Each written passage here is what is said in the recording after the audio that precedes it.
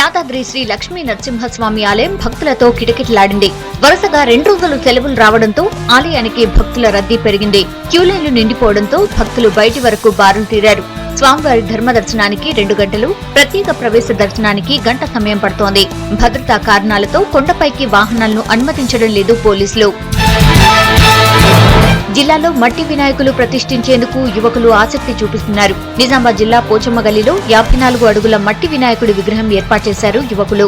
పర్యావరణాన్ని కాపాడేందుకు ప్రతి ఒక్కరూ మట్టి వినాయకుల్నే పూజించాలని కోరుతున్నారు.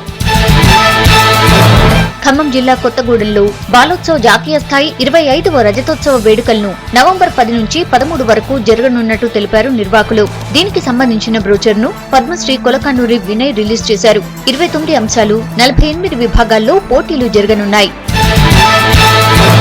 మహబూబ్ నగర్ జిల్లాలో 18 అడుగుల ఏకశిలా ఐశ్వర్య గణపతి ఈసారి ఉత్సవాలకే ప్రత్యేక ఆకర్షణగా నిలుస్తున్నాడు. తిమ్మాజీపేట మండలం ఆవంచ గ్రామంలో చాళుక్యుల కాలం నుంచి ఈ గణేశుడు పూజలందుకుంటున్నాడు. ఉద్యమ సమయంలో తెలంగాణ సిద్ధాంతకర్త ప్రొఫెసర్ జయశంకర్, సీఎం కేసీఆర్ వినాయకుడిని దర్శించుకున్నారని చెప్తున్నారు గ్రామస్తులు. వరంగల్ జిల్లా వెంకటాపురం మండలంలో దేవాదుల పైప్లైన్ లీక్ కావడంతో నీరు వృధాగా పోతోంది. నల్లగుంట గ్రామ శివార్లో దేవాదుల పైప్లైన్ ఉంది. ఫెన్సింగ్ రాడ్ తొలగించడంతో నీళ్లు పోతున్నాయి. కొన్ని గంటల నుంచి నీళ్లు పోతుండటంతో పొలాలన్నీ చెరువుల్లా మారిపోయాయి. అధికారులు స్పందించి లీకేజ్ ని ఆపాలని కోరుతున్నారు గ్రామస్తులు.